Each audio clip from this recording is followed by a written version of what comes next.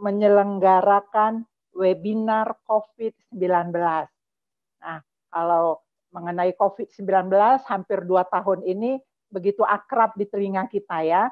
Nah, sehingga pada saat ini Krisis Center yang merupakan bagian dari GPIB Bethel Bandung mengadakan webinar COVID-19 untuk membuka wawasan kita untuk lebih mengetahui apa itu COVID, bagaimana menanganinya, yang akan dibawakan oleh kedua pembicara. Tentunya besar harapan kami dengan pemaparan kedua saudara kita ini untuk kita lebih mengetahui apa COVID-19 itu, karena di luaran banyak kita sering mendengar ada yang hoax, ada yang benar masuk ke grup-grup kita. Tapi hari ini ada kesempatan bagi kita, Bapak Ibu, untuk dapat bertanya langsung kepada kedua pembicara. Untuk itu, saya mewakili tim Krisis Center mengucapkan terima kasih kepada Majelis Jemaat Bethel Bandung. Begitu juga terima kasih saya sampaikan kepada Koordinator Sektor 1 sampai 9. Terima kasih kepada ke-6 Pelkat GPIB Bethel. Terima kasih kepada tim online di mana telah menyebarkan informasi ini sehingga jemaat dapat mengikuti webinar ini. Selamat mengikuti webinar, Tuhan memberkati.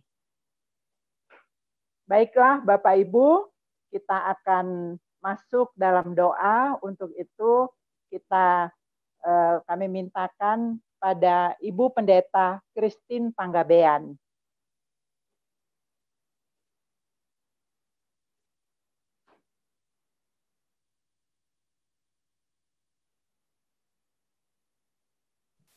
Tante, Bu Christine belum masuk, Tan. Wow, belum masuk ya? Ya, Tante Sarca aja bisa. Oke, ya. Baiklah Bapak Ibu, karena mungkin kurang sehat tadi Ibu Christine. Mari kita bersatu dalam doa. Ungkapan syukur tidak henti-hentinya kami naikkan kehadirat-Mu yang kudus Bapa. Kami mengucap syukur untuk kesehatan yang luar biasa yang Engkau berikan kepada kami selaku anak-anak-Mu. Tuhan, sebentar kami akan mengikuti webinar COVID-19 Bapa. Berkati kiranya Tuhan kedua pembicara, berkati mereka, mampukan mereka Tuhan untuk dapat menginformasikan tentang COVID-19 kepada kami. Berkati juga seluruh partisipan Bapa. Biarlah Tuhan kami dapat ambil bagian apa yang kami kurang mengerti, kami dapat informasi yang lebih lengkap lagi. Biarlah Tuhan acara ini dari awal, pertengahan hingga akhir kami serahkan dalam nama Bapa, Anak, dan Roh Kudus. Amin. Bapak Ibu, kita akan masuk di dalam webinar COVID-19. Untuk itu saya serahkan kepada moderator kita, Ibu Lala. Silakan Lala. Ya, terima kasih Tante Sarca. Selamat sore Bapak Ibu. Shalom, salam sejahtera untuk kita semua. Terima kasih untuk kehadiran Bapak dengan Ibu di dalam webinar kami di malam hari ini.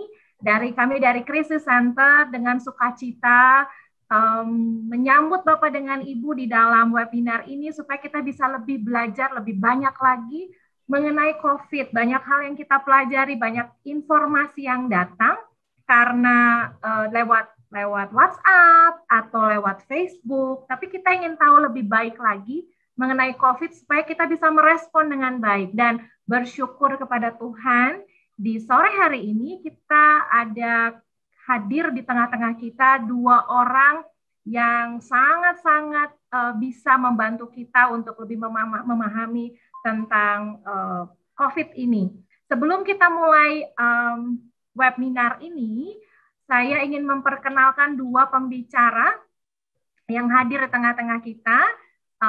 Pertama adalah Dr. Frankie Maudi Rumondor. Beliau lahir di Palu tanggal 6 Mei 1975. Dr. Franky sudah menikah dan memiliki 3 orang anak. Pendidikannya yang terakhir adalah Fakultas Kedokteran Universitas Maranatha. Dan sekarang Dr. Franky menjadi dokter di Klinik Mitra Kasih Ketapang, Soreang. Pengalamannya ternyata bukan sedikit, banyak pengalaman di dalam pelayanan dan juga pengalaman yang berhubungan dengan kedokteran. Pengalaman pelayanan beliau, ternyata beliau bukan orang baru di GPIB Battle. Beliau aktif di GP, Gerakan Pemuda GPIB Battle, dan juga pernah menjadi pelayan anak GPIB Battle di Citepus dan juga Pos Sarijadi waktu zaman sekitar 1996 sampai 98. Pengalaman beliau yang lain adalah menjadi Ketua Bidang Penanggulangan Bencana Ikatan Dokter Indonesia Cabang Kabupaten Bandung. Kemudian beberapa hal yang lain juga sekarang menjadi salah satu anggota Satgas, bahkan menjadi Ketua Satgas COVID-19 Ikatan Dokter Indonesia Cabang Kabupaten Bandung. Dan yang kedua, pembicara kita adalah Bapak Jamari Darius Ginting. Beliau lahir 8 Juni 1984. Bapak Jamari sudah menikah dan memiliki 1 orang anak. Pendidikan terakhir adalah Fakultas Kesehatan Masyarakat USU. Kemudian pekerjaan sekarang adalah Health Specialist di Compassion Indonesia, sebuah organisasi non-profit yang bergerak untuk memperlengkapi gereja untuk membebaskan anak dari kemiskinan di dalam nama Tuhan Yesus, dengan bermitra lebih dari 700 gereja mitra dari Sabang sampai Merauke.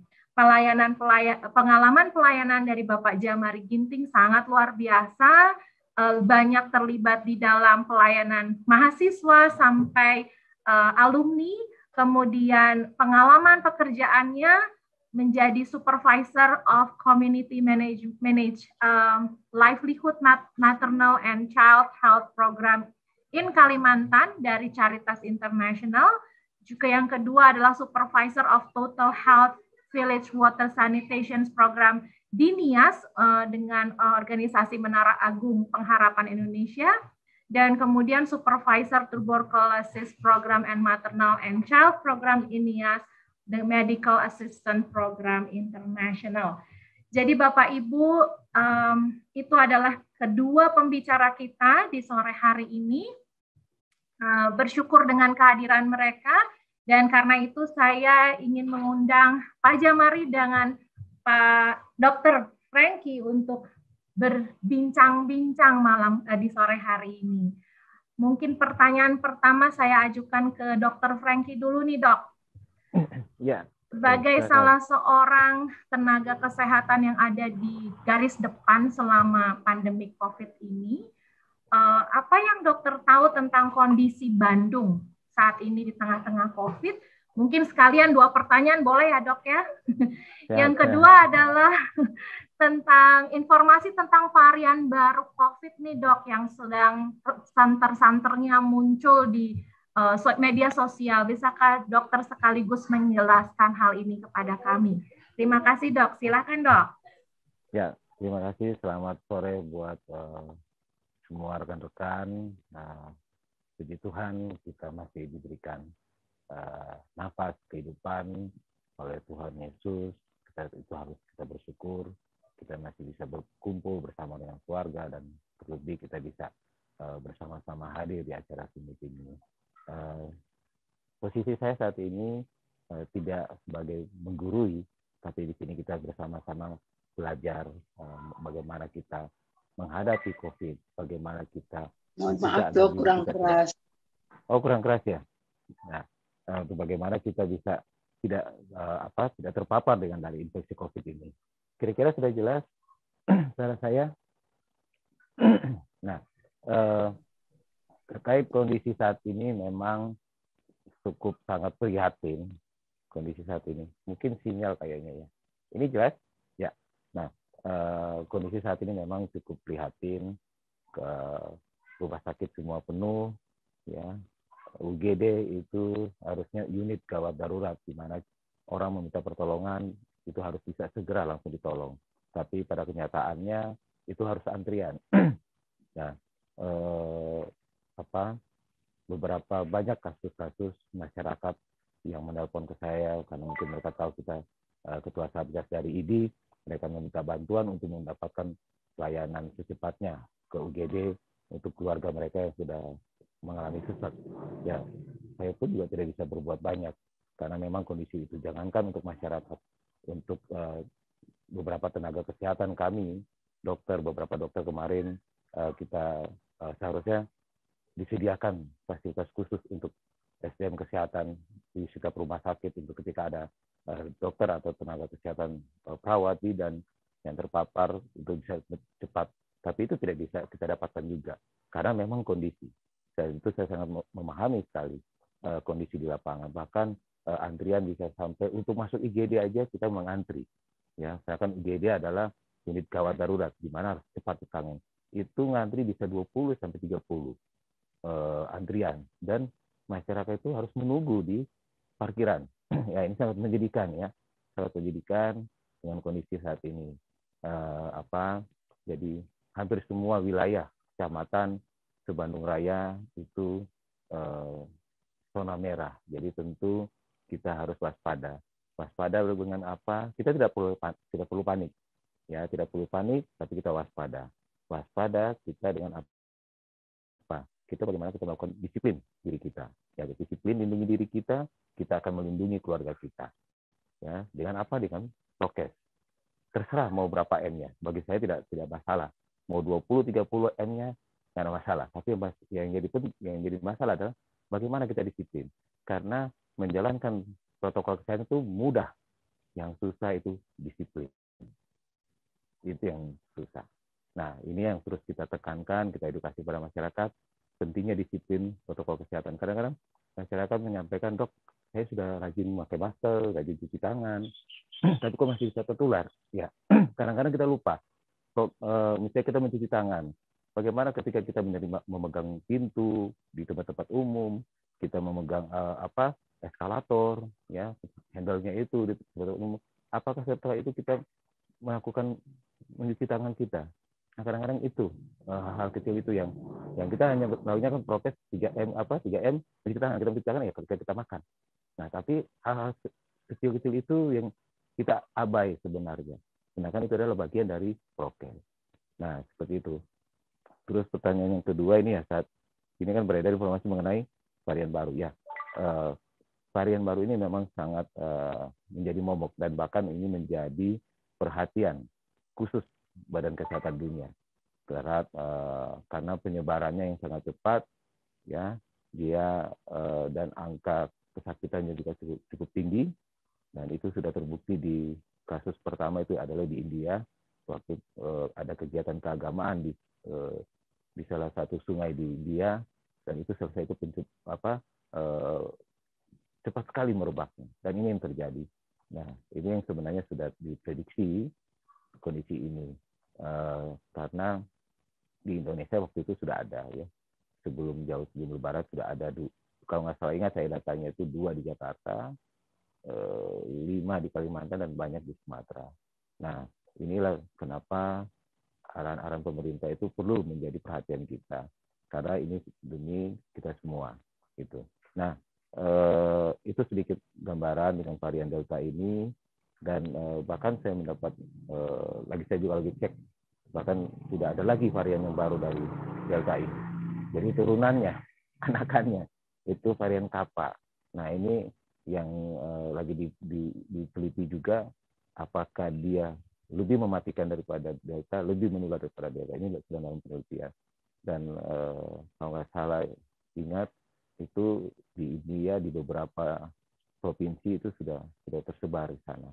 Nah, ini jadi dari pandemi sampai titik ini, kalau saya mengibaratkan ibarat manusia vs COVID itu, karena COVID ini dia sangat disiplin sekali, disiplin dalam melakukan mutasi.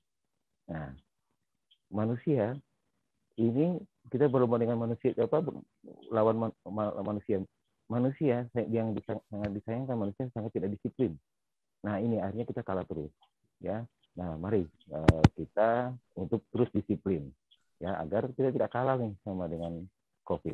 Dia rutin loh dia ini disiplin untuk bermutasi, ya.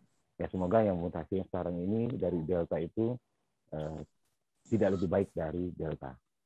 Nah, demikian sedikit gambaran tentang virus ini, karena dia cepat sekali menyebar, dan bahkan ada penelitian itu kita cuma berpapasan saja itu bisa, kalau kita ngobrol tidak menggunakan masker, kita bisa menularkan ke orang lain, atau kita bisa tertular karena kita tidak menggunakan masker. Jadi sangat cepat, dan itu terbukti di klinik saya yang dipercayakan Tuhan untuk kelola, ya, itu pasca libur Lebaran, pokoknya hari Senin lah, itu terjadi peningkatan kasus yang biasanya cuma 3-5, ini dalam hari itu kita menemukan pasien 17 orang positif COVID. Di minggu hari-hari berikutnya itu selama 2 minggu rata-rata per hari 15-20. Dan ini jauh sekali perbedaan ketika dengan tahun kemarin penularan ini, karena tahun kemarin itu belum ada varian Delta.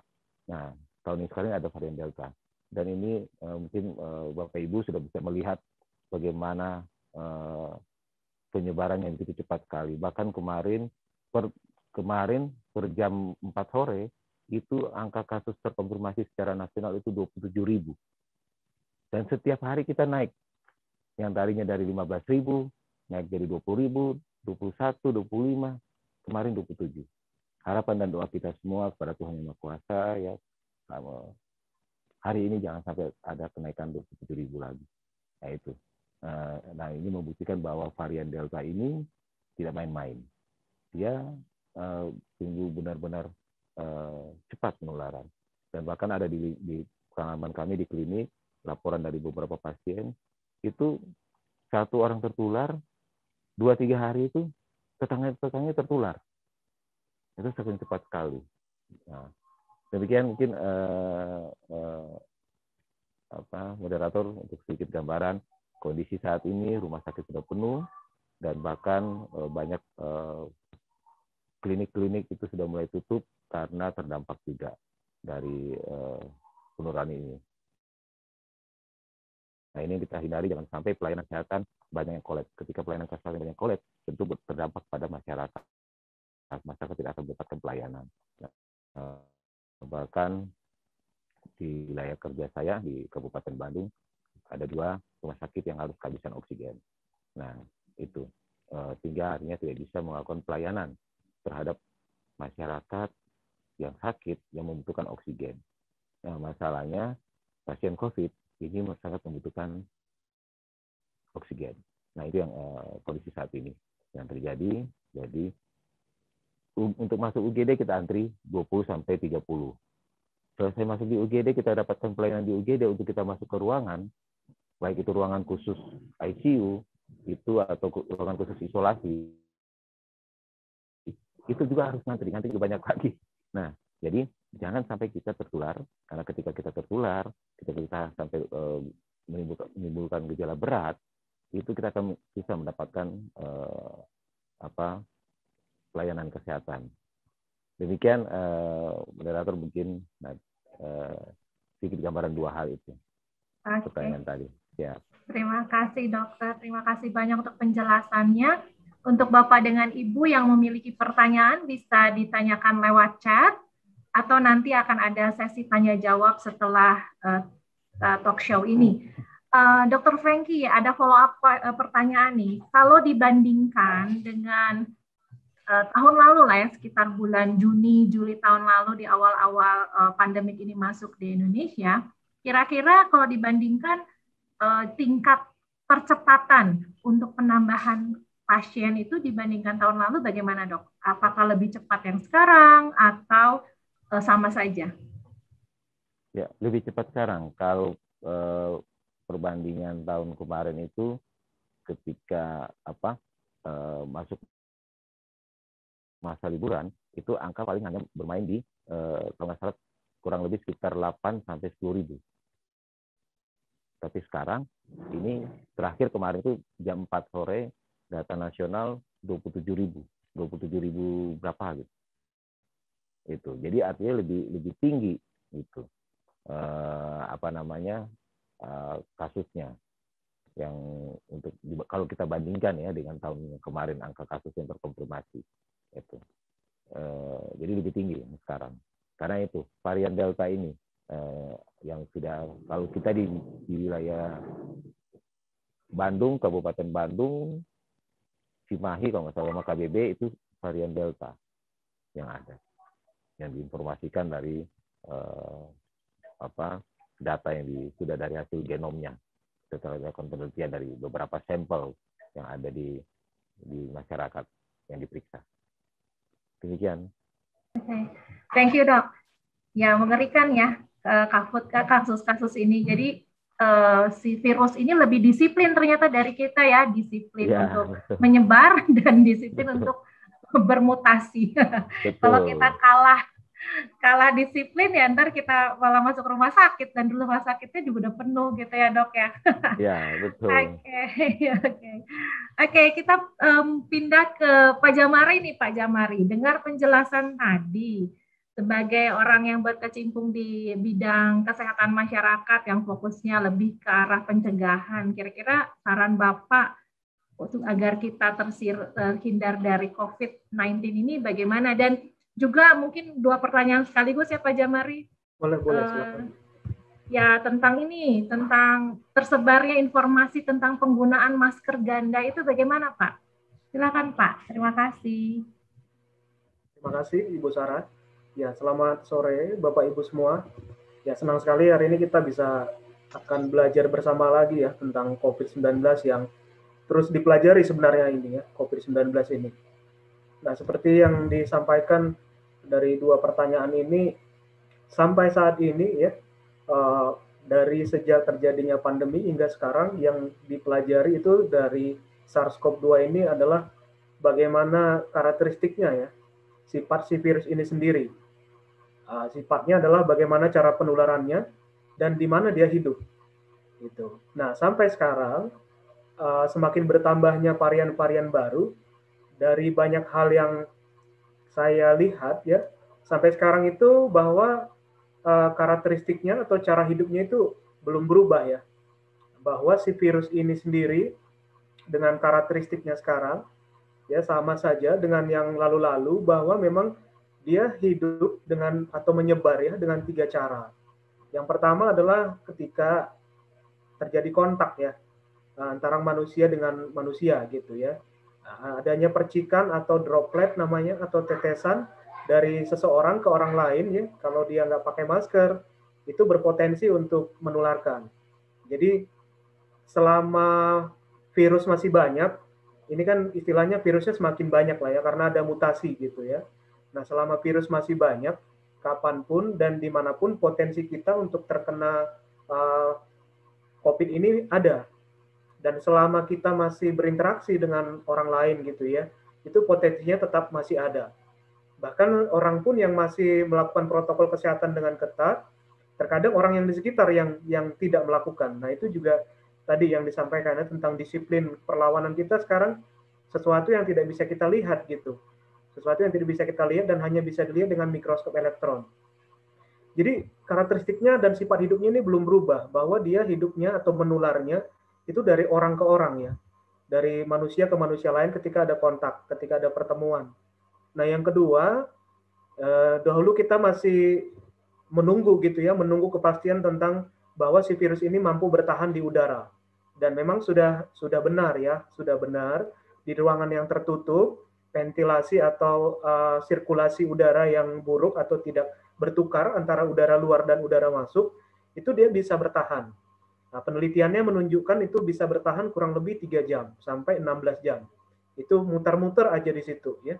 Jadi muter-muter. Jadi itu resiko kedua gitu ya. Kalau misalnya kita masuk ke suatu tempat dan ternyata ada orang yang mungkin di supermarket begitu atau satu ruangan dan dia ada di situ, kemudian dia ya pasti ada kemungkinan dia buka masker atau melakukan aktivitas ya. Itu bisa bertahan kalau tidak bertukar udara. Nah, kita yang masuk ke situ dalam waktu yang cukup lama juga itu bisa berpotensi untuk terpapar viral load ini ya. Jadi terpapar virusnya ini. Jadi itu yang kedua. Jadi penularannya yang kedua seperti itu. Yang ketiga seperti tadi yang disampaikan oleh Dr. Franky, bahwa ketika kita terkontaminasi dengan alat-alat yang sering digunakan bersama, itu sangat banyak sekali ya. Beraktivitas di rumah, beraktivitas di luar itu ketika kita memegang, tanpa kita sadari, kita pegang 3 bagian tubuh kita sebagai transmisinya, yaitu mata, mulut, dan hidung. Jadi sampai sekarang 3 hal itu masih menjadi cara masuknya si virus ini ke dalam tubuh kita. Dan cara masuknya ini, kalau dia, ini kan selalu kalau munculnya satu penyakit itu ada tiga piramida, 3 segitiga ya. Yang pertama adalah manusianya itu sendiri. Manusianya itu sendiri dipengaruhi oleh usia ya. Usia muda, usia tua. Kemudian yang kedua adalah komorbid. Ya, sudah punya penyakit atau tidak gitu. Yang ketiga adalah genetiknya kita. Jadi genetiknya kita. Yang kedua adalah si virus ini sendiri. Si virus ini kemampuan dia untuk cepat menular atau kemampuan dia cepat untuk mematikan. Kalau tadi memang varian Kappa ini sudah disampaikan memang dia menulari 8 orang dengan cepat gitu ya. Beda dengan yang dulu 2 gitu ya, 1 sampai 2. Yang ketiga adalah lingkungan. Lingkungan ini sangat terkait dengan 3 yang sampai sekarang pun tidak berubah. Yang pertama adalah dalam ruangan tertutup, itu sirkulasi udaranya yang buruk, kita ada di dalamnya dan orang lain, dan si virus itu bertahan di udara, ya terutama yang paling beresiko ini tenaga-tenaga kesehatan kita ya, yang sedang berjuang di garis depan ya. Mereka sangat rentan gitu terpapar dengan SARS-CoV-2 ini, dengan virusnya sangat banyak ya. Kemudian dalam ruangan gitu ya, pertukaran pergantian udara dan sebagainya.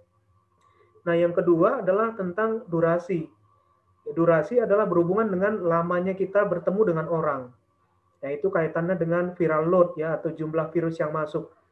Jadi viral load ini semakin sering kita atau semakin lama kita bertemu dengan orang, ya ada beberapa jurnal atau penelitian mengatakan minimal itu untuk membentuk satu atau menghasilkan satu penyakit dari SARS-CoV-2 ini, itu bisa terjadi kalau kita ketemu dalam waktu 24 jam itu 15 menit gitu. Itu sudah akan membentuk kalau si seseorang itu menularkan atau kita terpapar dari orang tersebut.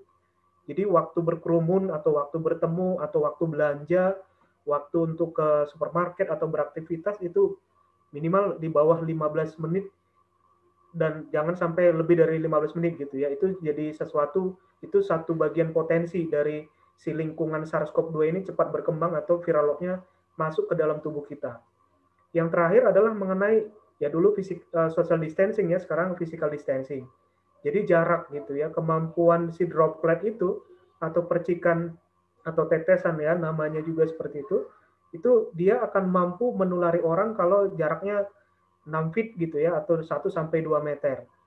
Jadi itu 3 hal ini, lingkungan ini, kalau SARS-CoV-2 itu ada di dalam lingkungan yang sehat seperti ini, dia akan cepat sekali gitu ya. Nah, belum ada penelitian yang terbaru bagaimana dengan Kappa, tapi dari beberapa jurnal dan penelitian yang menyebutkan sampai sekarang 3 lingkungan inilah yang berpotensi membuat virus itu masuk ke dalam tubuh seseorang. Jadi bagaimana kita menghindarinya? Yang pertama tetap ya jaga jarak, mau tadi 5M, 6M, ya kemudian dalam ruangan tertutup itu kita harus pantau di mana kita berada, ya bagaimana ventilasi atau sirkulasi udaranya, berapa lama kita akan ada dan melakukan aktivitas di dalamnya, kemudian berkerumun ya, kemudian dalam ruangan itu tadi ventilasi, kemudian jarak, ya kemudian berapa lama kita ada di dalam. Jadi tetap itu menjadi 3 hal yang sampai sekarang menjadi protokol yang harus kita kerjakan gitu, di samping 6M tadi gitu ya. Nah yang kedua menarik tentang muncul sekarang populer gitu ya. Nah ini dalam PowerPoint-nya ya bisa dilihat mengenai ventilasi atau sirkulasi dalam ruangan tertutup. Nah, jadi potensi penularan akan terjadi tinggi kalau kondisi 3 hal ini, lingkungan ya, karena terjadinya satu penyakit itu selalu dipengaruhi oleh 3 hal. Ada hostnya atau inangnya, yaitu kita manusia, tempat dia hidup, ya, tempat dia berkembang, ya, bermutasi gitu ya. Yang kedua adalah si virusnya ini sendiri gitu ya. Kemudian yang ketiga adalah lingkungan. Nah, ini 3 hal inilah yang perlu kita lihat gitu ya, kita observasi, kita mau aktivitasnya di mana, perlu kita pahami dengan baik kondisi 3 hal ini. Nah, yang kedua ya, pertanyaan yang kedua sekaligus saya jawab tentang penggunaan masker gitu ya. Kenapa sekarang sangat populer untuk masker double atau dilapis gitu ya. Nah, sekarang sangat populer sekali tentang ini. Tapi sebenarnya Bapak Ibu, penggunaan masker yang disarankan double ini sebenarnya sudah ada sejak Februari 2021. Jadi itu sudah ada penelitian yang diberikan gitu ya.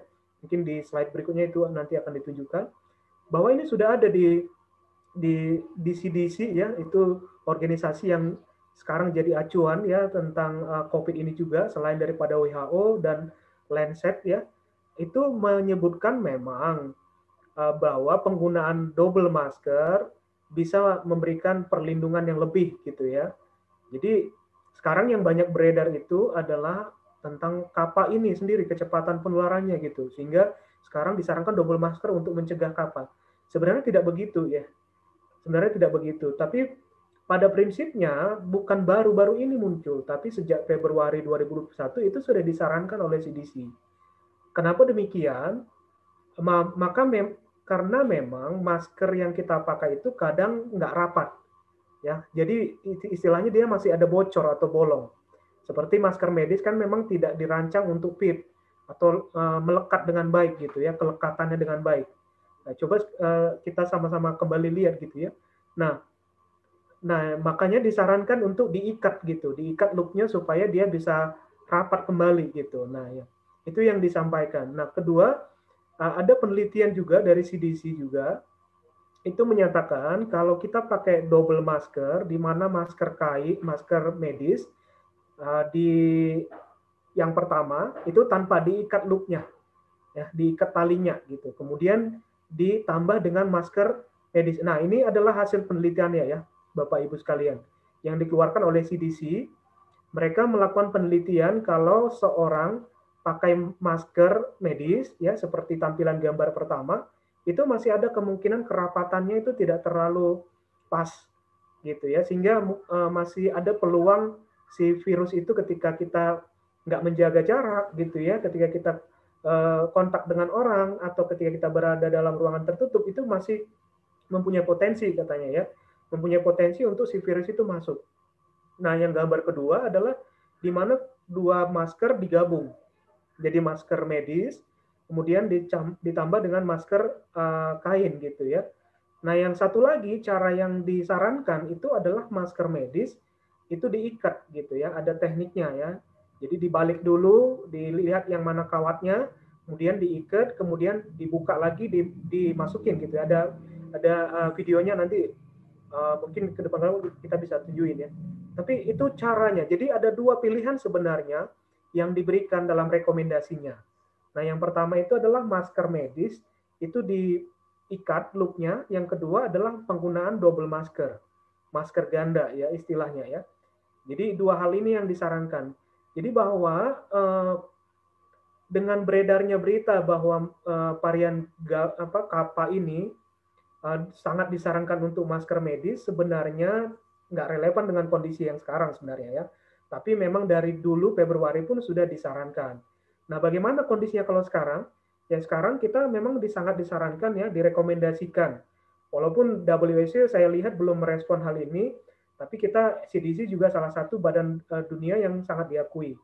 Jadi bagaimana kalau sekarang, kalau kita ingin beraktivitas ya di luar rumah, kita disarankan untuk bisa pakai masker medis ya kalau kita punya aktivitas yang cukup banyak di lapangan, bertemu dengan banyak orang ya dan durasinya lama, itu pakai masker medis, itu diikat loopnya.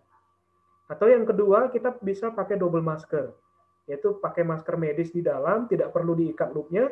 Nah, kemudian yang kedua dilapisi dengan masker kain. Karena masker kain ini dia mampu menutupi gitu ya, menutupi kelonggaran atau ketidakpasan dari si masker medis atau masker bukan medis ya, disposable gitu ya, itu juga mampu ditutupin. Nah, itu yang disarankan Bapak Ibu. Mungkin itu dulu yang bisa saya jawab. Saya serahkan kembali ke Ibu Sarah.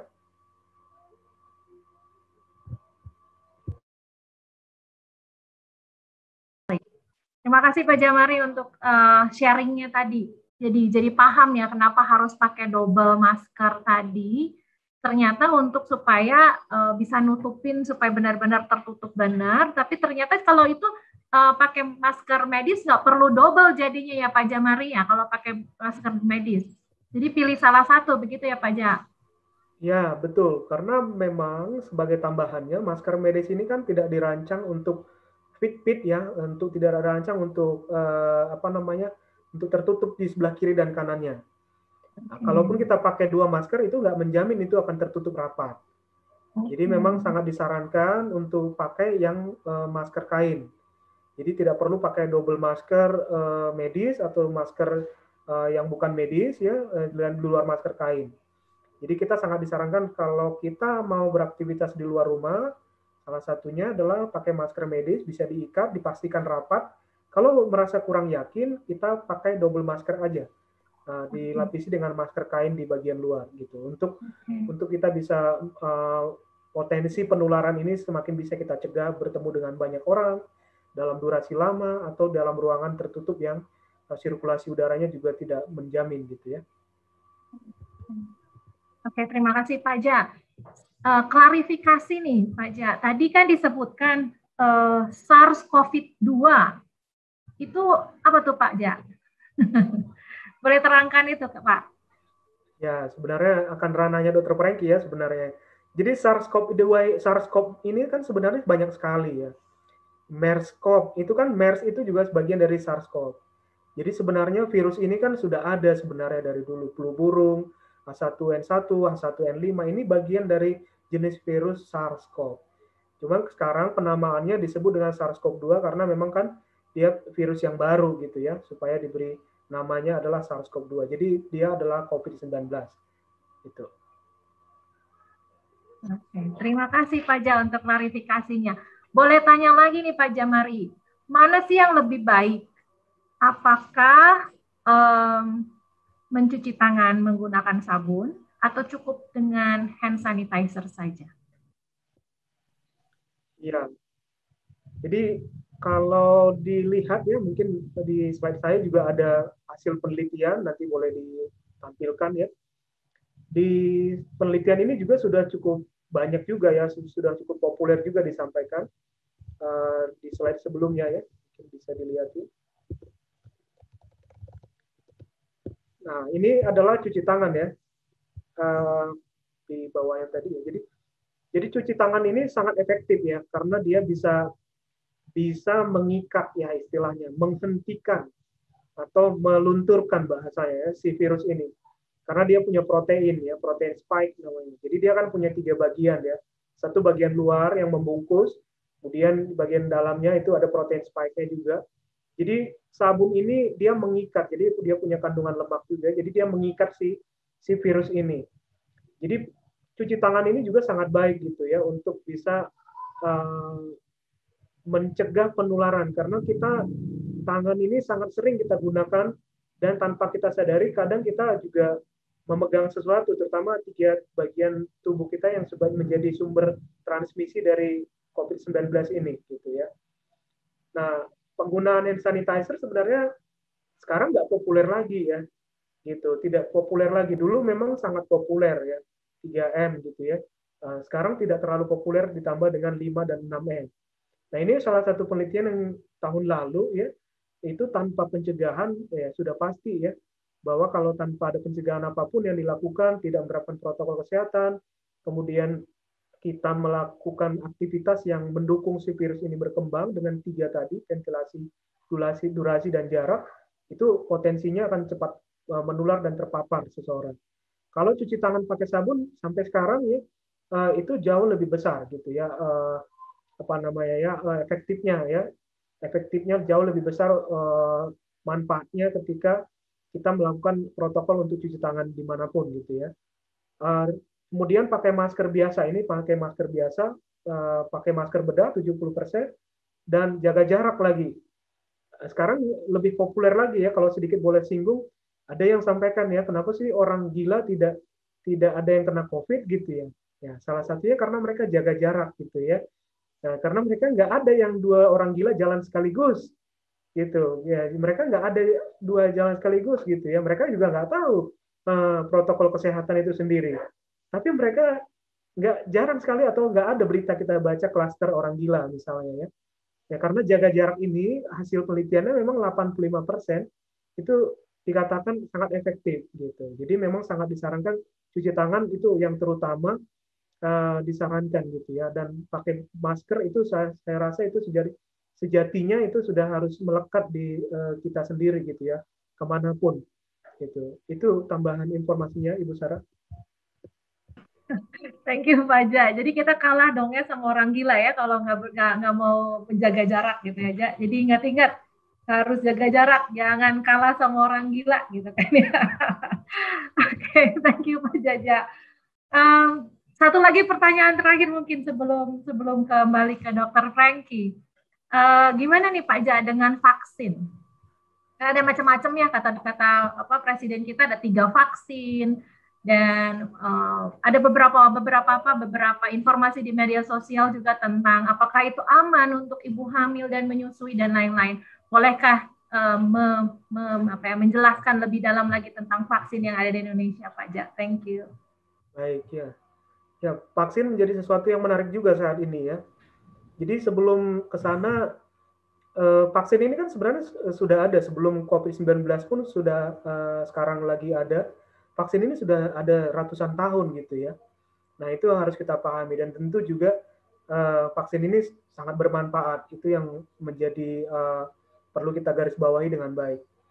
Nah beberapa hal yang lain yang mungkin saya perlu tambahkan, reaksi tubuh kita ini kan heterogen, tidak homogen. Nah, itu kita harus pahami. Karena kenapa heterogen? Karena memang kita lihat aja COVID-19 ya. Itu kan reaksi yang ditimbulkan atau respon yang ditimbulkan berbeda-beda setiap orang. Ada yang tidak bergejala, ada yang bergejala ringan, ada yang bergejala berat, dan ya ada yang meninggal bahkan. Bahkan kita sangat sedih dengan beberapa orang yang meninggal dengan melakukan isolasi mandiri gitu ya. Jadi reaksi tubuh kita ini berbeda-beda, Bapak Ibu. Sejak kita lahir mungkin ya, karena dipengaruhi oleh 3 hal tadi. Faktor genetik dari tubuh ibu kita, yang kedua faktor usia kita, kemudian yang ketiga adalah faktor komorbid atau penyakit yang sudah pernah kita terima gitu ya, atau sudah pernah ada dalam diri kita. Sehingga kita jelaskan dulu di awal itu yang mendapatkan vaksin PIP pertama sekali adalah tenaga kesehatan. PIP kedua itu yang komorbid. Ya, komorbid, karena itu tadi sangat dipahami dari sisi kesehatan masyarakat, komorbid ini akan berpotensi besar untuk angka kematian cepat terjadi pada orang-orang yang komorbid, karena dia inangnya tadi gitu, dia cepat akan hidup di inang tersebut dengan faktor komorbid. Jadi sangat mendapatkan kehormatan kedua untuk PIP vaksin waktu itu adalah yang komorbid dan usia lanjut tentunya gitu ya. Nah, yang kedua adalah pembentukan imun tubuh kita ini ada 2 hal. Pertama adalah yang berjalan secara alami. Alami itu yang kita terima dari ibu kita atau ketika kita sudah lahir. Dan itu alami. Nah, yang kedua adalah adaptif namanya ya. Adaptif itu disesuaikan. Nah, kalau kita ingin mengontrol pandemik ini, sekarang kan dari Piala Dunia, Piala Eropa ya 2020 ya. Kenapa mereka sudah bisa melakukan hal itu? Nah, kita harus lihat baik-baik gitu ya, kenapa mereka bisa. Karena angka cakupan vaksinnya sudah jauh lebih tinggi. Gitu ya. Jadi vaksinnya, jadi mereka bisa mengontrol si COVID-19 ini. Balik lagi ke sistem imun. Jadi kalau kita ingin menghentikan atau mengontrol pandemi, ada 2 cara. Pertama, kita bahas soal vaksin ya. Yang pertama adalah semakin banyak orang terpapar, ya, sistem imun alaminya akan menyesuaikan. Tapi tidak ada jaminan kan bahwa orang-orang yang terpapar dengan secara alami akan sembuh semakin 100% misalnya. Walaupun angka kesembuhan di seluruh dunia yang menjadi perhatian WHO tetap itu angka kesembuhannya adalah tinggi. Itu pasti ya, itu tidak bisa dibantah faktanya seperti itu. Tapi kan ada juga yang meninggal. Gitu ya. Jadi kekebalan bisa diterima oleh seseorang ketika dia terkena atau terinfeksi COVID-19 dan dia akan terbentuk secara adaptif. Jadi dia sudah mempunyai imunitas. Yang kedua adalah dengan cara vaksinasi. Jadi kalau kita ingin membentuk imunitas, itu yang kedua caranya adalah dengan vaksin. Dengan vaksin, maka akan ada 3 hal yang menjadi keuntungan ya dalam tubuh kita. Pertama adalah imun kita atau antibodi kita terbentuk. Yang kedua ada namanya sel memori. Jadi memori itu dia mengenali apa yang dimasukkan ke dalam tubuh, sehingga kita punya tentara. Nanti kalau sesuatu masuk ke dalam tubuh kita, yaitu COVID-19 ini, dia udah bisa kenal nih, dengan cara apa dan bagaimana. Walaupun tidak 100% itu akan mengcover ya. Di mana-mana begitulah, bahwa vaksin apapun tidak 100% ya. Vaksin influenza yang ada hingga saat ini juga tidak 100% seseorang tidak akan influenza. Tapi gejala beratnya, lamanya dia tinggal di rumah atau lamanya dia harus istirahat, itu berkurang. Jadi kita sudah punya yang namanya antibodi yang mengenali sel B dan sel T atau sel memori, ya istilahnya seperti itu. Dia sudah mengenali apa yang akan masuk ke dalam tubuhnya. Nah, ada 3 vaksin yang beredar yang sebentar lagi juga akan masuk, yang keempat ya, Moderna gitu ya. Nah, yang kita harus pahami memang bahwa ketika kita divaksin, kita melindungi diri kita. Kita melindungi orang lain, bahkan itu selain melindungi diri kita mencegah penularannya. Jadi yang kita takutkan sekarang kan penularannya ini, yang paling cepat dan paling mematikan. Ketika semakin banyak orang divaksin, itu penularan bisa ditekan atau dikontrol, dan juga angka kita masuk rumah sakit atau memerlukan rawat inap atau tingkat fatal kematiannya itu bisa dikontrol atau bisa dicegah. Karena semakin banyak orang divaksin gitu ya. Nah, pertama vaksin Sinovac. Vaksin ini mengandung vaksin virus yang dinonaktifkan gitu ya istilahnya, sama dengan yang vaksin gotong royong ya, Sinopharm. Itu sama ya, jadi dia dinonaktifkan kemudian dimasukkan ke dalam tubuh kita. Sedangkan AstraZeneca itu adalah mRNA ya, istilah dalam bahasa medisnya adalah messenger.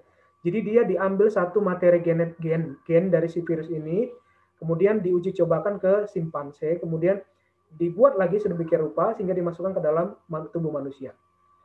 Nah, semua vaksin ini sudah melewati uji 1, 2, 3. Jadi aman ya. Aman dalam uji efikasinya. Efikasi itu adalah keamanan yang sudah teruji dan terbukti ketika melalui penelitian.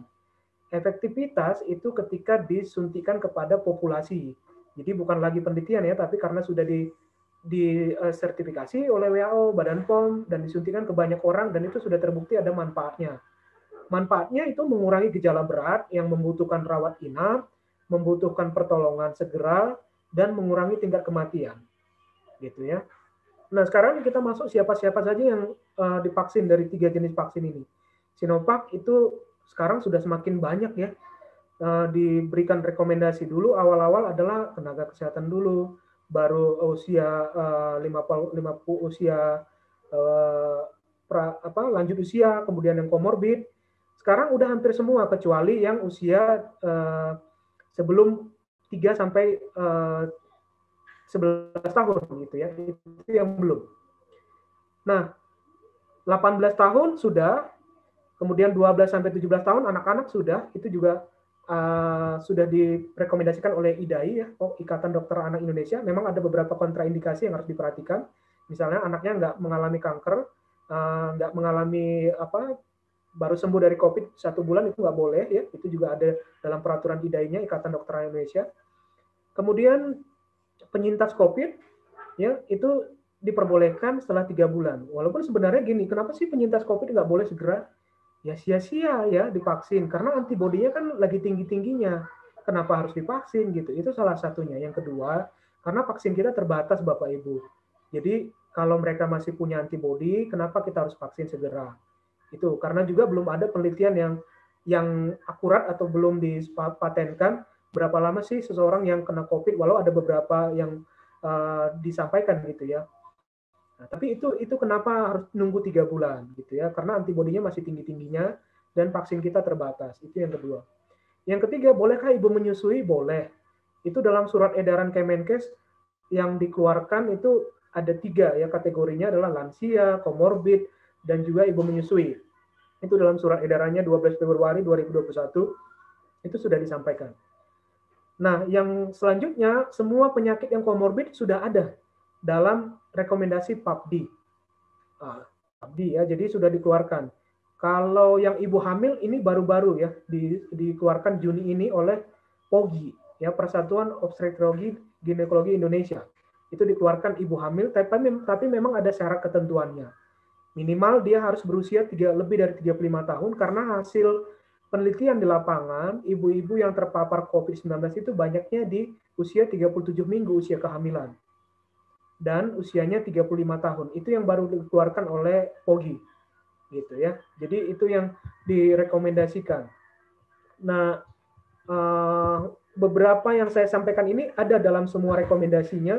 Itu ada dalam rekomendasi Dokter Ikatan Anak Indonesia, kemudian ada dalam PABD, ya, kemudian ada dalam POGI itu untuk ibu hamil, penyintas COVID, ya, memiliki penyakit komorbid dengan catatan. Bahkan yang autoimun pun itu sudah ada rekomendasi yang diberikan oleh PABD di situ, catatan-catatan kontraindikasi yang tidak diperbolehkan. Gitu. Itu mungkin dari saya, Ibu Sarah. Oke, terima kasih Pak Jamari. Masih banyak sebenarnya yang ingin ditanyakan tentang bagaimana mencegah kita terdampak atau terpapar COVID, tapi saya ingin kembali dulu ke Dr. Frankie. Ada pertanyaan juga nih sekaligus menjawab pertanyaan dari Ibu Christine yang menanyakan bahwa bagaimana kita mengenali, amit-amit ya, kita nggak ingin kita atau diri kita sendiri atau orang-orang di sekitar kita ini terpapar COVID. Tapi bagaimana kita bisa mengenali orang-orang di sekitar kita ini terpapar COVID? Silahkan, Dokter. Ya, ini cukup jelas suara saya. Ya, memang kalau kita bilang gimana kita bisa mengetahui apakah seseorang itu atau orang di sekitar kita itu terkena COVID atau tidak. Karena ini penyakit COVID ini kalau kami di medis kita sebutnya penyakit 1000 wajah, gitu. Jadi bahkan orang yang tidak ada gejala sama sekali, ya dia tidak menyadari di dalam dirinya ada virus. Itu yang kita sebut orang tanpa gejala. Tapi di dalam dirinya sudah ada virus. Nah, orang yang tanpa gejala dengan orang yang bergejala itu sama-sama kekuatannya mampu untuk menularkan kepada siapapun, ya. Jadi kasus-kasus yang kami temukan juga kayak di klinik, kadang-kadang orang dia hanya datang ya cuma nyeri pinggang. Nah, ternyata pas kami melakukan pengetesan yang sangat sederhana, tes penciuman, hilang penciuman. Ya kita konfirmasi pengecekan, ternyata swab antigen positif. Nah, banyak kasus juga ketika pengantar pasien itu tidak menyadari.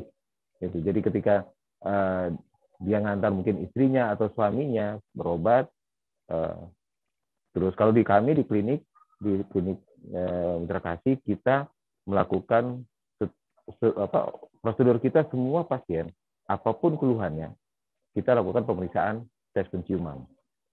Gitu. Jadi sebelum melakukan pemeriksaan lebih lanjut, kita melakukan tes penciuman.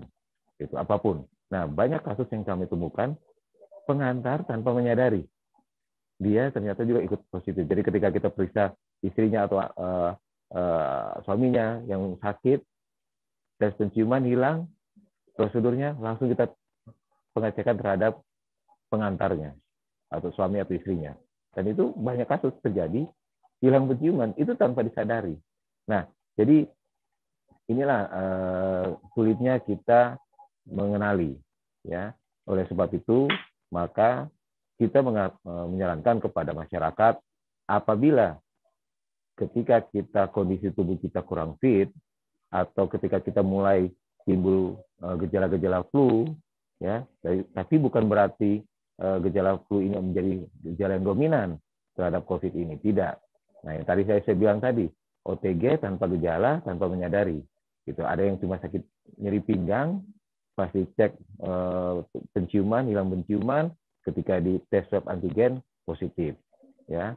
Nah, hal-hal seperti itu terjadi kita sulit. Nah, oleh sebab itu kita harus menyadari diri kita sendiri. Ketika kita kurang fit, disarankan untuk tidak keluar rumah, ya, untuk menjaga-jaga. Itu. Kemarin satu minggu yang kemarin saya menjalani isolasi mandiri. Isolasi mandiri bukan karena saya terpapar, tidak. Karena waktu minggu kemarin saya mengurus vaksinasi yang cukup banyak, saya bertemu dengan orang, ya, dan beberapa peserta itu ternyata suhunya di atas 37,5, 38, sehingga saya ambil keputusan sendiri. Karena saya habis bertemu dengan banyak orang yang sangat berisiko, saya kan tidak tahu apakah saya tertular atau tidak. Sehingga saya melakukan pengasingan diri, pisah dengan anggota keluarga. Nah, itulah upaya-upaya yang harus kita lakukan. Ya, artinya kita, makanya saya selalu slogan saya selalu disampaikan, lindungi diri kita, kita melindungi keluarga kita. Artinya apa? Ketika kita mengalami suatu, atau misalnya kita bertemu dengan banyak orang dan orang itu kurang sehat atau fit, atau kita pun kurang fit, ya kita jangan dulu bergaul dengan banyak orang. Gitu.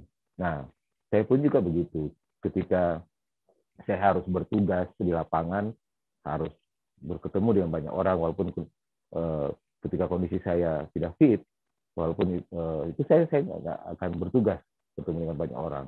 Saya akan berdiam diri di rumah untuk memantau kondisi. Apakah selama 3 hari ada muncul keluhan yang tidak baik atau tidak diharapkan. Nah, kalau tidak ada, biasanya kalau saya tidak ada aktivitas, saya nambah 2 hari. Nah, untuk itu. Nah, itu yang harus kita lakukan. Jadi kalau ditanya bagaimana kita bisa mengetahui orang ini yang sakit ini dia COVID atau tidak, itu tidak bisa. Itu tidak bisa kita bisa mengetahui, karena orang yang tanpa gejala pun OTG dia tidak punya gejala, gitu. Nah, karena prediksi saya untuk di kita ini sekarang sudah OTG semua sebenarnya. Oleh sebab itu, nah, kita lindungi diri kita dengan disiplin protokol kesehatan. Saya pun juga sekarang ketika saya keluar beraktivitas, saya menggunakan masker double. Yang pertama masker medis, yang di dalamnya, di luarnya masker kain. Itu. Jadi kalau dibilang sesak gitu. Karena masker kain saya yang saya buat khusus itu yang sudah standar WHO untuk masker kain, itu punya saya 6 lapis masker kain toh. Jadi kalau ditambah masker medis jadi 9 lapis. Ini memang kalau keluar rumah itu kadang-kadang kayak ngap, tapi ya itu untuk melindungi kita. Melindungi kita tentu untuk melindungi keluarga kita. Jadi kalau ditanya gimana kita mengenali orang, nah berbeda dengan kita mengenali penyakit tuberkulosis. Nah, ketika orang batuk-batuk, berdahak dan lain sebagainya, lalu itu kita bisa mengenali, wah ini curiga karena tuberkulosis. Tapi kalau COVID, itu tadi 1000 wajah. Dia bisa dalam bentuk keluhan apapun. Seperti itu. Jadi tanpa kita sadari, bahkan tanpa keluhan. Itu akhirnya OTG tadi itu.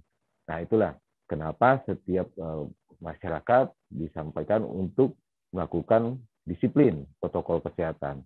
Karena diri kita pun kita tidak tahu apakah kita tertular. Seperti kata Pak Jaja tadi, virus ini kasat mata. Yang kita lalui ini kasat mata, tidak terlihat, hanya terlihat dengan mikroskop elektron. Gitu. Nah, tidak bisa kita melihat dengan mata telanjang. Nah itu. Jadi bagaimana cara kita mencegah agar tidak tertular? Yaitu tadi, ya kita disiplin protokol kesehatan, mau berapapun M-nya. Yang penting kita disiplin, itu karena itu yang harus kita lakukan, gitu. Dan kita harus percaya bahwa ada bagian Tuhan, ada bagian kita, gitu. Dan kita percaya bahwa Tuhan pasti sudah melakukan terlebih dahulu apa yang menjadi bagiannya. Nah, apa yang menjadi bagian kita, yaitu kita disiplin, gitu. Nah, disiplin jalankan protokol kesehatan ini. Nah itu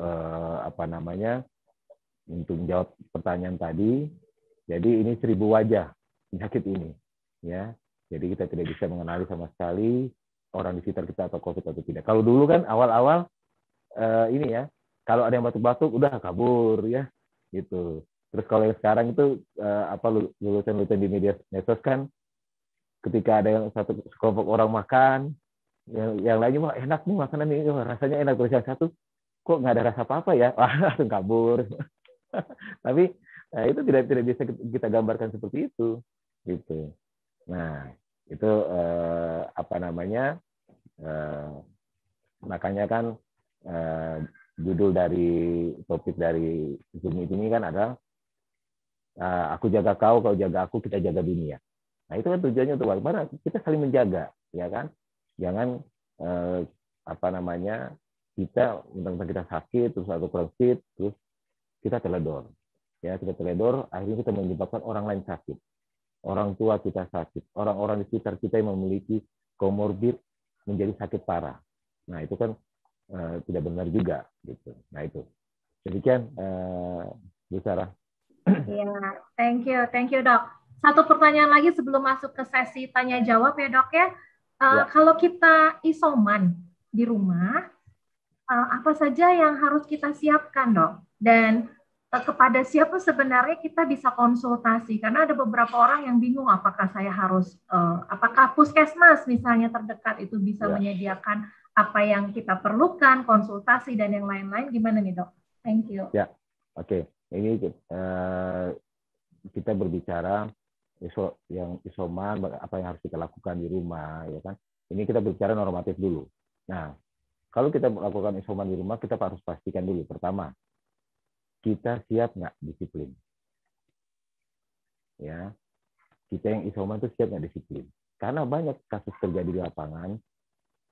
Ketika disuruh petugas kesehatan untuk isoman di rumah, diam diri, itu malah kemana-mana keluar.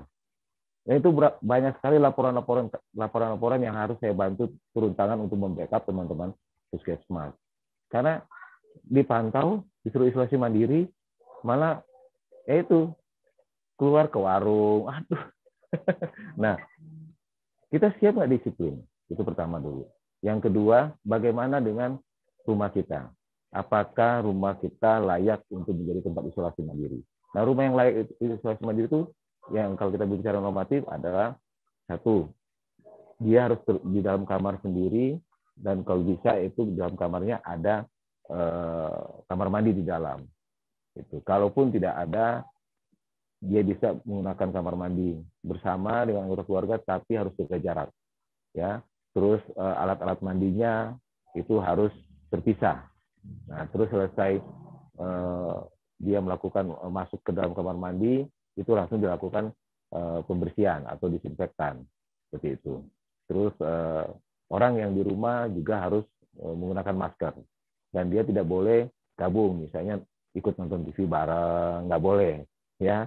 Terus ketika makan dia harus di dalam kamar, jadi tidak boleh makan bareng di satu meja. Ya kalau kita kan ada kebiasaan kita orang Timur kan pasti makan itu berbarengan, harus semeja ya. Nah, dia harus di dalam kamar. Terus yang membantu dia untuk melakukan ini yang sehat itu dia peralatan makannya harus terpisah, tidak boleh disatukan yang lain. Nah, terus kalau sebelum dikeluarkan dari kamarnya harus dilakukan disinfektan, seperti itu. Terus juga sirkulasi udara harus baik. Nah, sirkulasi udara yang baik adalah ketika terjadi pergantian udara luar ke dalam rumah. Itu ya, itu tadi yang seperti Pak Jaja sampaikan ya, di ruangan tertutup. Nah, itu karena berdasarkan juga hasil dari scientific brief WHO 9 Juni bahwa ada potensi terjadi penularan di ruangan yang sirkulasi udaranya tidak baik. Nah, makanya saya kadang-kadang kalau ke mall, saya nggak pernah menggunakan lift. Saya pasti menggunakan tangga. Gitu. Ya, hitung-hitung olahraga ya, supaya kita sehat juga kan. Gitu. Nah, dan saya berusaha untuk tidak terlalu lama di dalam ruangan yang ber-AC. Yaitu seperti tadi disampaikan oleh Pak Jaja, dan berdasarkan scientific brief WHO 9 Juni, ada potensi penularan melalui airborne. Ya. Nah, kalau dulu droplet, Dan sekarang ada potensi airborne. Airborne itu dia butiran-butiran air yang halus seperti itu. Jadi dia bisa melayang-layang itu 3 jam. Nah itu makanya sempat waktu itu kan terjadi banyak kasus-kasus perkantoran, klaster-klaster perkantoran. Karena sirkulasi udara yang di perkantoran itu kan mereka rata-rata full AC. Nah itu. Nah jadi harus sirkulasi udaranya harus bagus. Kalau hal-hal itu tidak memungkinkan, nah dia bisa melakukan isolasi mandiri di tempat yang disediakan oleh pemerintah. Gitu. Atau mungkin ada keluarganya yang punya rumah yang tidak terpakai, bisa digunakan. Nah, kalau untuk pemerintah kita bicara normatif, nah itu melalui puskesmas. Nanti puskesmas yang akan melakukan tracing, testing, dan pemantauan. Jika memang rumah sang pasien ini tidak memungkinkan untuk dilakukan sebagai tempat isolasi mandiri, itu nanti akan dirujuk ke tempat isolasi mandiri yang disediakan oleh pemerintah. Jadi itu menggunakan jalur dari puskesmas. Gitu. Kalau sekarang saya lihat banyak yang mulai buka usaha sampingan tuh, tempat isolasi mandiri ya sekian juta, nah itu. Nah itu. Dan apabila kita terkena COVID dan dinyatakan terkonfirmasi COVID, tentu alurnya ini kita berbicara normatif, kita lapor kepada pihak RT setempat. Nah, nanti di sekarang itu di setiap RT itu sudah ada terbentuk Satgas COVID tingkat RT dan kecamatan. Nah, itu nanti mereka akan berkoordinasi dengan pihak puskesmas atau kita bisa kontak langsung dengan pihak puskesmas gitu. Nah, bagaimana kita kontak dengan melaporkan diri kita kalau misalnya kita terkonfirmasi positif COVID? Ya, apakah kita datang ke puskesmas atau kita datang ke RT? Jangan, ya, via telepon aja, ya, karena itu sangat berisiko sekali untuk menularkan. Nah, jadi bisa melalui kontak. Kalau nggak salah saya sudah pernah share di grup krisis ya, mudah-mudahan saya nggak lupa nomor kontak puskesmas yang ada di Kota Bandung. Nah, juga ada di Kabupaten Bandung. Nah, itu prosedur normatifnya seperti itu. Nah, dan bagaimana kalau misalnya akan ada yang harus di ini. Nah, itu kita harus report. Jadi kita harus laporkan kondisi kita. Nanti pihak puskesmas akan memantau via WA, gitu. Nah, via WA untuk kondisi perkembangan kita, untuk saturasi oksigennya bagaimana, keluhannya bagaimana. Jadi apapun yang kita keluhkan saat kita keluhan yang muncul saat kita isolasi mandiri, kita laporkan, ya, gitu. Kecuali sakit hati jangan, ya, kantong kering jangan, ya. Ya itu aja, keluhan masalah kesehatan aja kita laporkan ke puskesmas. Sehingga puskesmas akan terus terpantau kondisi kesehatan kita. Nah, itu prosedur normatif. Karena memang kondisi saat ini cukup kerepotan teman-teman di puskesmas, karena banyak juga puskesmas SDM-nya terdampak, gitu. Nah, sehingga mereka juga harus, bahkan 1 orang petugas puskesmas harus memantau di wilayah kerjanya mereka itu 50 sampai 80 orang yang terkonfirmasi. Itu satu orang SDM puskesmas. Nah, ini kondisi ini tentu sangat membuat teman-teman puskesmas saat ini sangat kelelahan. Sangat kelelahan mereka karena itu tadi ada tugas-tugas yang lain dan ada tugas-tugas tambahan. Mereka harus mengerjakan vaksinasi, mereka harus melakukan pengontrolan terhadap pasien-pasien yang isoman di rumah, seperti itu. Nah, sehingga kita pun juga harus proaktif, ya. Kita pun harus proaktif melakukan pemantauan diri kita atau tetangga kita, ya. Bukan kita proaktif untuk mengucilkan, ya. Kita tidak boleh mengucilkan tetangga kita kalau ada yang terkena COVID, ya, tidak boleh. Justru kita bantu, kita support apa yang mereka butuhkan untuk kebutuhan hidupnya. Misalnya kita berikan makanan, ya, jangan sampai dia keluar seperti itu. Nah, ini yang masih juga terjadi di lingkungan kita, bahwa masyarakat masih menganggap bahwa COVID ini suatu kutukan. padahal ini bukan satu kutukan, ya tidak ada yang mau terkena COVID, ya kan? Nah, justru kita harus membantu, mendukung saudara-saudara kita yang melakukan isolasi mandiri dengan disiplin.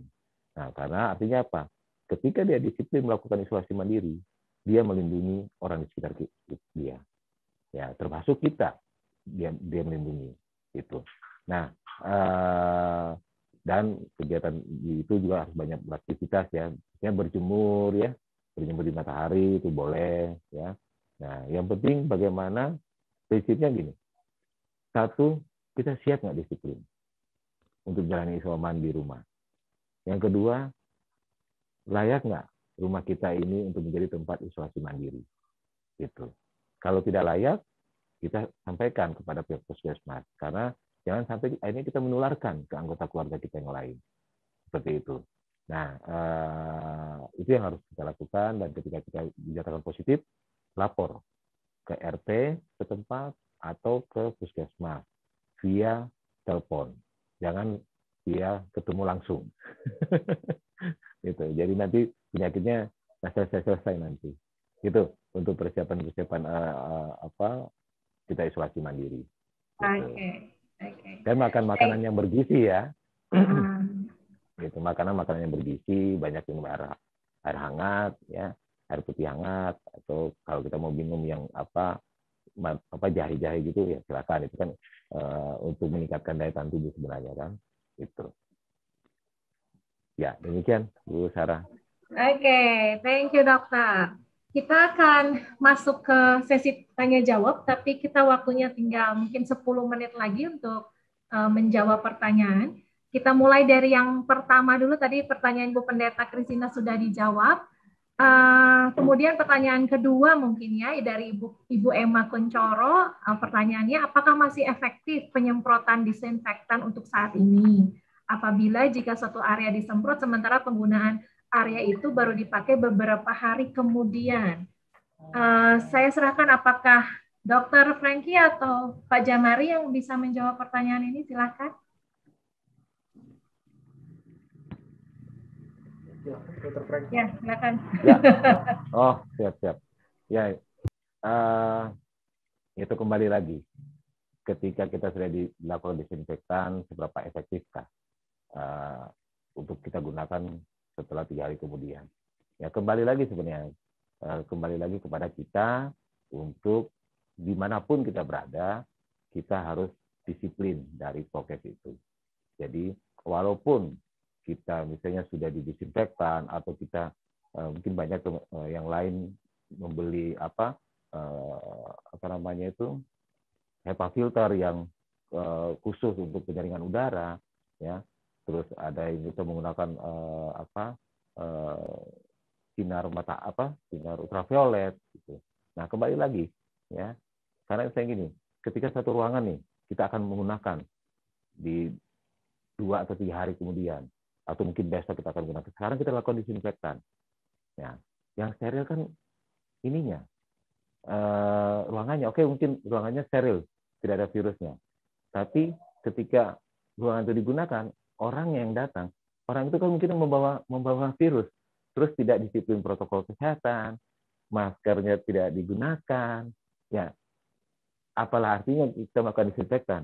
Gitu. Jadi artinya semua itu harus kita lakukan secara sinergi.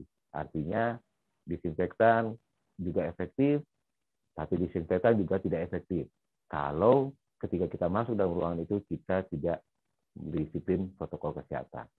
Gitu. Karena yang seperti tadi Pak Jamari sampaikan, hostnya kan adalah manusia. Nah, terus kalau kita udah tenang nih, sudah disinfektan, udah bersih, udah ruangan ini bersih. Nah, kitanya udah bersih belum? Nah, kan belum tentu. Gitu. Bu Sarah, gitu. Thank you Dok untuk jawabannya. Ini pertanyaan menarik yang selanjutnya dari Saudari Reni nih Pak Dokter dengan Pak Jamari. Apakah benar kalau penularan virus sekarang hanya dengan kontak mata saja bisa tertular? Silakan, mungkin Pak Jamari bisa jawab nih Pak. Ya, ini pertanyaan yang menarik ya, betul ya. Jadi virus ini kan nggak punya kaki ya, jadi dia nggak akan berpindah ya. Itu yang selalu harus kita pahami. Kembali lagi memang si virus ini tadi ya, bagaimana dia menular gitu ya. dia dibantu gitu, ada yang membantu dia. Pertama kita ya manusia, ketika kita berbicara, bertemu, ngobrol, buka masker, ya itu tadi tidak taat pakai masker gitu ya. Nah itu akan membantu. Jadi kita yang membantunya menularkan ke orang lain. Ya dengan cara ngobrol ya, ngobrol, berbicara, bernyanyi dan aktivitas yang lain yang itu sifatnya adalah mengeluarkan percikan yang tidak bisa kita lihat dengan mata juga dan itu sangat kecil gitu ya, milimikron dan sebagainya. Itu satu. Yang kedua adalah dia tidak akan bisa menularkan hanya dengan kontak mata saja gitu, karena nggak ada yang membantu dia untuk keluar gitu ya, tidak ada yang membantu dia untuk keluar. Yang potensi penularan melalui airborne itu kan karena memang udara yang membantu dia bertahan, ya bertahan di udara ini sehingga dia bisa berpotensi karena nggak keluar gitu ya, tidak ada sirkulasi pergantian udara tersebut. Jadi udara itu membantu dia untuk bertahan di udara, jadi airborne. Jadi ada yang membantu dia bertahan untuk menularkan kepada orang lain. Nah, varian Kappa tadi memang dugaannya itu terjadi di Australia. Jadi ada bacaan yang menyebutkan memang Australia kan memang sangat ini ya, memang mereka beberapa kali bebas untuk tidak lagi menggunakan masker gitu. Karena kasusnya sangat kecil, bahkan kasusnya kecil pun mereka langsung di lockdown. Nah, ada satu kondisi di mana supermarket itu rata-rata tidak pakai masker karena itu memang sudah diizinkan tidak lagi. Ya sama seperti kondisi di mana vaksinasi pertama di Amerika Serikat ya, dan itu sudah ada gitu ya, dan bahkan itu dilansir oleh WHO boleh tidak pakai masker asal tetap ada syarat ketentuan yang disampaikan ya.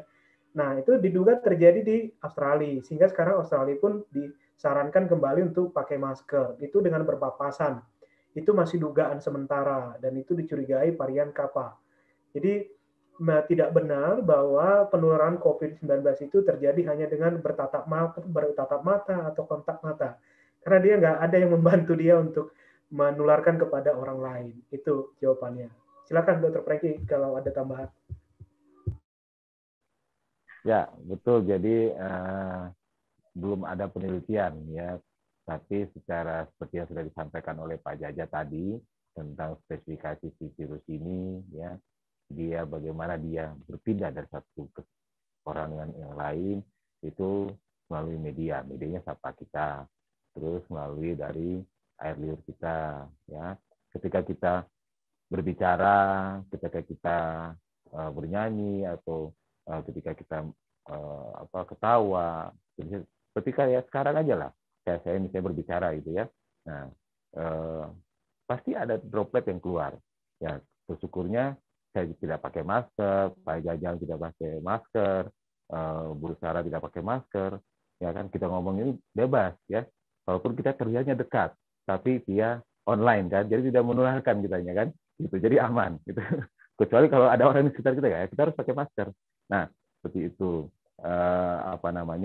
belum ada penelitian, dan kalau kita lihat spesifikasinya ya tidak mungkin ya melalui tatapan mata. Ada pun juga kalau kita tatapan mata anak muda kali ya, nah itu.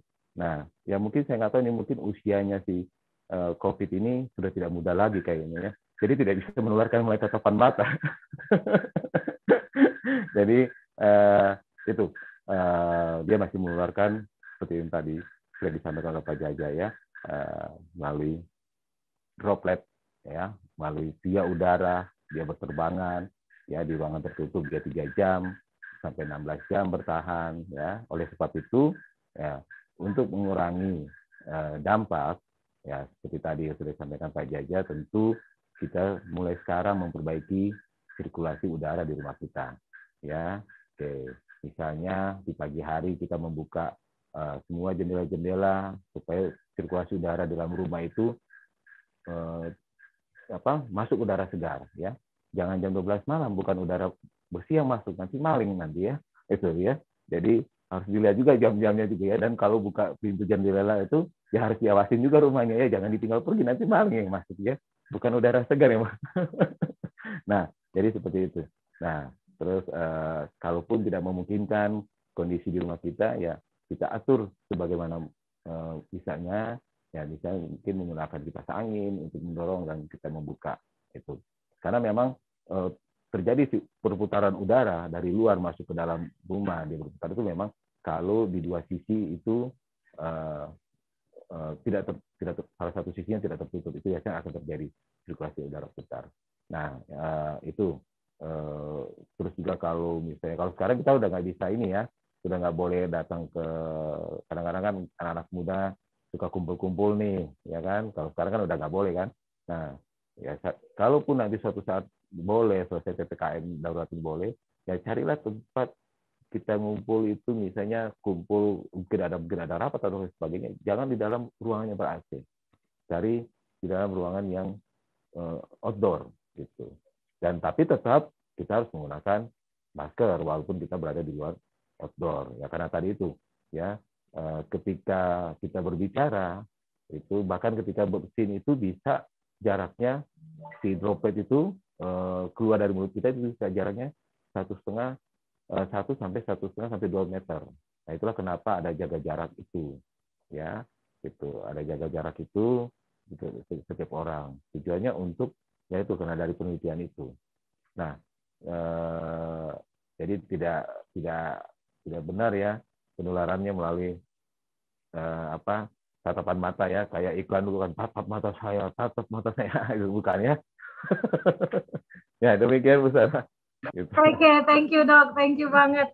Ya, jadi kayak cuma cinta doang ya, kayak yang tertular dengan kontak mata ya Dok ya. Iya, karena ini mungkin sudah, si COVID ini usianya sudah dia bukan remaja lagi nih kayaknya nih. Udah tua banget gitu kan virusnya. Oke, thank you dokter, thank you Pak Jamari untuk berbagi di malam hari ini. Waktu kita sudah hampir selesai, masih ada sekitar 4 pertanyaan lagi yang diajukan oleh Bapak dan Ibu. Mohon maaf tidak bisa dijawab malam hari ini, tapi saya berjanji untuk tetap bertanya kepada kedua pembicara kita dan akan sharing hasil pertanyaannya. Nanti kita pikirkan dari Crisis Center, akan berpikir bagaimana mensirkulasi pertanyaan ini sehingga Bapak Ibu yang sudah bertanya bisa mendapatkan jawabannya. Bapak Ibu, terima kasih untuk kehadirannya sepanjang hampir 1,5 jam ini. Kita belajar bersama tentang COVID. Satu hal yang saya pelajari adalah ternyata memang lebih baik mencegah daripada mengobati. Itu bukan hanya pelajaran waktu SD gitu ya.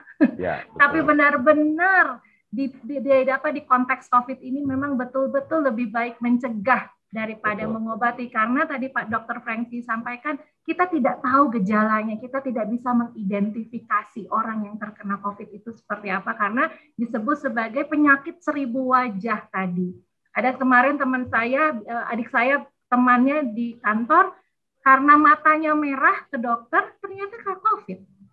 Nggak bingung jadinya gitu ya, bisa macam-macam karena katanya COVID-nya virusnya masuk ke mata sehingga matanya merah seperti sakit mata biasa, ternyata dia terpapar COVID. Jadi Bapak Ibu mau 3M, mau 5M, mau 10M, yang penting disiplin kata Dr. Franky tadi. Yang penting kita disiplin dan jaga jarak. Kata Pak Jamari tadi, jangan sampai kita mengalahkan orang gila. Orang gila nggak kena COVID karena mereka selalu sendirian gitu kan ya. Yeah. Tapi kita harus bisa jaga jarak. Itu mungkin salah satu cara supaya kita bisa menjaga diri kita. Pada saat kita menjaga diri kita, maka kita menjaga orang lain dan kita menjaga dunia kita di sekitar kita. Terima kasih Bapak Ibu. Gimana Pak Dokter? Dan mengikuti apa yang diarahkan oleh pemerintah. Itu. Kayak sekarang kita saat ini PPKM darurat, ya tentu bukannya membuat kita menjadi dikekang, tidak ya. Ini demi untuk kita semua. Ya, karena kemarin saya lakukan pemantauan di lapangan. Ya masih belum, jalanan masih lumayan ramai ya. Nah ini mari kita bersama-sama karena banyak sekali pertanyaan kepada saya dan pertanyaan yang sama kepada saya ketika saya melakukan edukasi. Dok, sampai kapan COVID ini? Saya menjawab sampai kita semua disiplin menjalankan protokol kesehatan itu. Jadi kalau mau sampai kapan? Sampai kita disiplin. Ya kenapa beberapa negara bisa berhasil menekan ya karena mereka disiplin seperti itu. Ya mari kita bersama-sama disiplin, mengikuti arahan pemerintah dan melakukan vaksinasi. Jika kita sudah mendapatkan kesempatan, ya lakukanlah cepat untuk dilakukan vaksinasi. Dan sebagai catatan, apapun mereknya vaksin itu semua sama, ya, karena semua sudah dilakukan melalui uji klinis yang yang secara ilmiah, dan itu dipertanggungjawabkan secara ilmiah juga, karena hasil laporan dari uji klinis dari semua vaksin itu dilaporkan ke dalam Lancet Journal, itu ya, terus itu dilaporkan kepada WHO, ya, di Lancet Journal itu dilaporkan setiap perkembangan, misalnya uji klinis tahap 1, tahap 2, dan tahap 3 itu dilaporkan. Tujuannya untuk mendapatkan masukan dari para ahli-ahli lain di seluruh dunia yang mungkin tidak terlibat dalam uji klinis pengujian itu. Jika kalau dapat kesepakatan, oke, disetujui. Nah, kebetulan saya juga salah satu relawan uji klinis vaksin yang saat ini beredar di kita, dan semua vaksin aman. Tidak mungkin negara membeli vaksin, memberikan vaksin kepada rakyatnya dan menyebabkan rakyatnya menjadi menderita dan sebagainya. Nah, sedikit masukan mungkin tentang vaksinasi, karena kebetulan saya sekarang ini banyak membangun sentra-sentra vaksinasi di kabupaten, dan kemarin juga terlibat dengan vaksinasinya BUMN yang sehari 5.000. Nah, butuh kejujuran dari setiap peserta, karena ketika di screening nanti akan ada pertanyaan, 14 pertanyaan gitu. Ada 14 pertanyaan yang harus kita jawab, dan kita jawab sejujur-jujurnya. Ya, kita harus terbuka, ya. Kecuali kalau ada pertanyaan, karena itu ada 1/14. Ada satu pertanyaan harus disesuaikan juga, gitu. Ya, jadi misalnya ini, ada satu pertanyaan, apakah Anda sedang hamil, ya, gitu. Kalau Anda laki-laki yang ditanya, ya jangan, gitu. Ya hamil harus jujur, jangan, karena laki-laki, gitu ya. Nah, itu khusus untuk perempuan. Tapi ya bersyukur saat ini POGI, Persatuan Obstetrik Ginekologi, memberikan rekomendasi. Tinggal kita menunggu hasil dari keputusan kementerian, apakah akan digunakan, dan itu semua lagi diatur teknis, acuan teknis untuk wanita hamil. Jadi kita bersyukur saat ini vaksin sudah mencapai untuk usia 12 sampai 17 ya, gitu. Dan wanita hamil sudah boleh, tapi sekarang ini lagi tunggu teknisnya di lapangan. Ya, 18. Sekarang tahap 3 dan 4. Ya, tahap 3 dan 4 itu berbarengan, ya. Nah, jadi artinya semua sekarang sudah bisa divaksin. Ya, datanglah kalau sudah dapat panggilan datang, kalau belum dapat panggilan, ya mungkin belum ada lowongan pekerjaan gitu ya. Ya, atau kita ya artinya itu. Dan bisa dilakukan di puskesmas, sudah bisa. Nanti Bapak Ibu tinggal melakukan pengecekan jadwal-jadwal di puskesmas atau mengikuti gebiar-gebiar vaksinasi yang dilakukan di kayak kemarin di Kota Bandung yang terakhir saya menangani punya BUMN, itu bisa ya, atau dari instansi lain. Kalau saat ini kita menangani untuk vaksin di Kabupaten Bandung untuk perusahaan-perusahaan dalam rangka dari TNI Polri dalam rangka mengejar target 1 juta vaksin sehari. Nah, jadi saya mohon maaf saya tidak membuat materi karena materi juga sudah banyak sekali, asal kita membuka di situs-situs resmi ya, dan bagaimana kita menyeleksi media mana ya, situs-situs resmi lah yang harus kita cari ya, agar kita tidak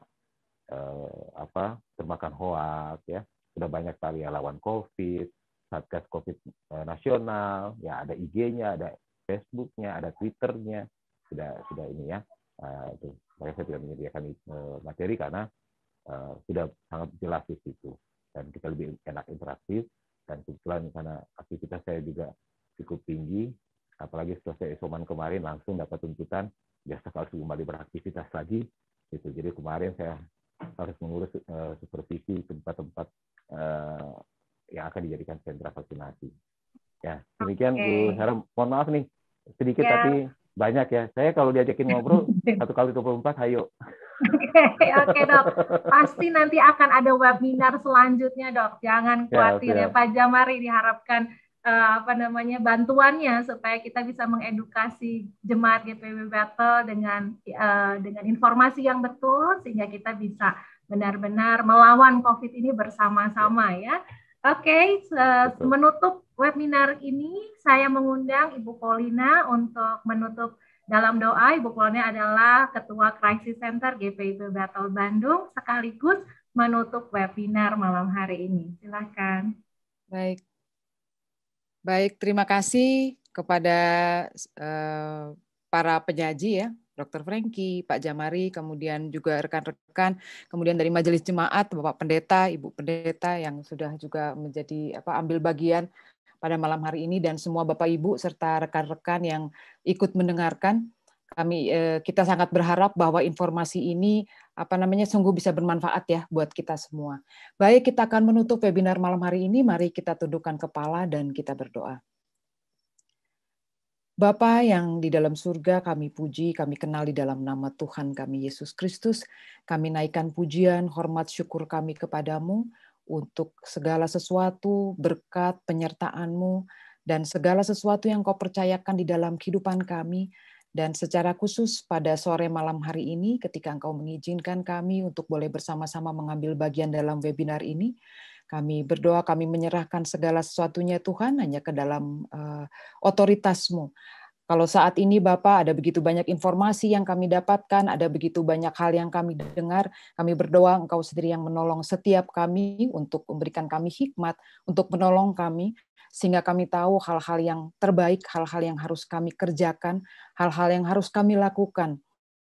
Dan biarlah Engkau sendiri yang menolong setiap kami untuk menjalankan seluruh tanggung jawab kami, khususnya di dalam masa pandemik ini, dalam menjaga protokol kesehatan, sehingga apa yang kami kerjakan itu boleh menjaga diri kami, boleh menjaga keluarga kami, boleh menjaga warga, boleh menjaga jemaat, dan bahkan seluruh masyarakat Tuhan yang ada di sekitar kami. Kami berdoa Engkau adalah Tuhan kami yang hidup, yang luar biasa.